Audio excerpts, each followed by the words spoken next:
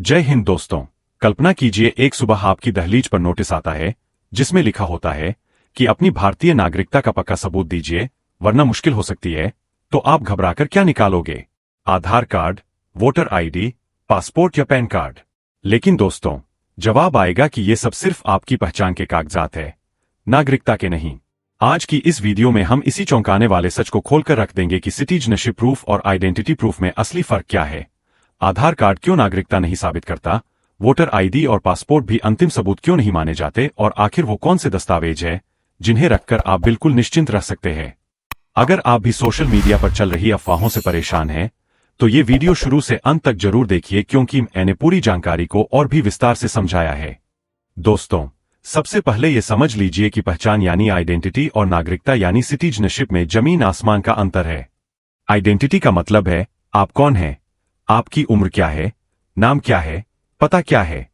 वही सिटीजनशिप एक कानूनी रिश्ता है आपके और देश के बीच, जो आपको वोट देने का अधिकार देता है, चुनाव लड़ने का हक देता है, प्रधानमंत्री या राष्ट्रपति बनने का मौका देता है और ऊंचे सरकारी पदों पर पहुंचने की योग्यता प्रदान करता है।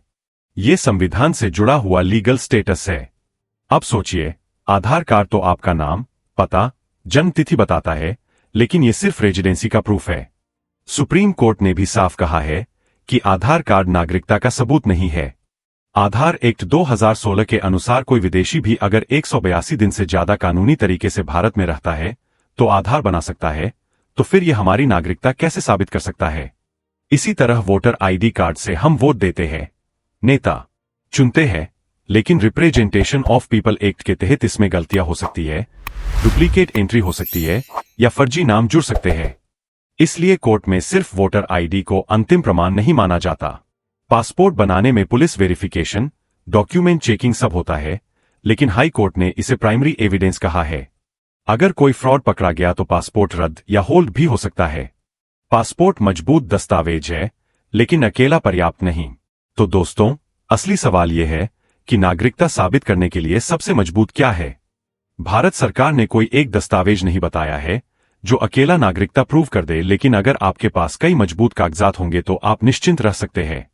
सबसे पहला और सबसे पावरफुल है बर्थ सर्टिफिकेट।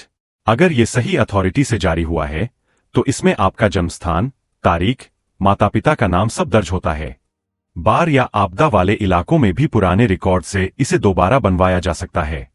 दूसरा महत्वपूर्ण है स्कूल लीविंग सर्टिफिकेट या 10वीं की मार्कशीट।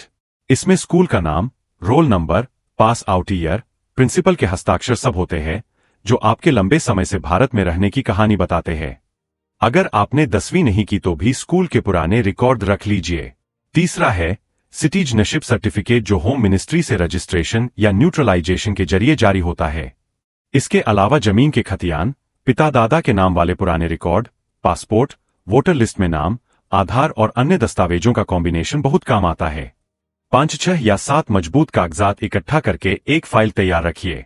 भारत में नागरिकता मुख्य रूप से जन्म से, वंशानुगत रूप से, रजिस्ट्रेशन से, न्यूट्रलाइजेशन से या क्षेत्र अधिग्रहण से मिलती है। ये सारी प्रक्रियाएं कानूनी है और इन्हें समझना जरूरी है।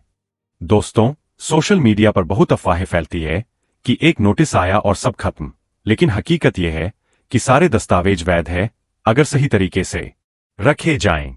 घबराने की जरूरत नहीं, बस तैयार रहिए। आज की वीडियो सिर्फ आपको शिक्षित करने के लिए बनाई गई है, किसी को डराने के लिए नहीं। अगर आपको और जानकारी चाहिए तो सरकारी वेबसाइट्स पर नियम पढ़िए या किसी कानूनी विशेषज्ञ से सलाह लीजिए।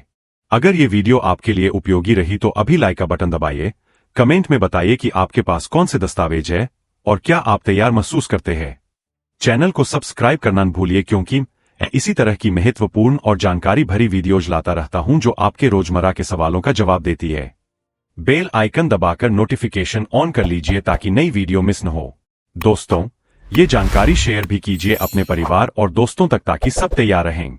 मिलते हैं अगली वीडियो में, तब तक स्वस्थ रहिए, जागरूक रहिए। जय हिंद, जय भारत। दोस्तों, और भी विस्तार से समझ लीजिए कि क्यों ये दस्तावेज इतने जरूरी है।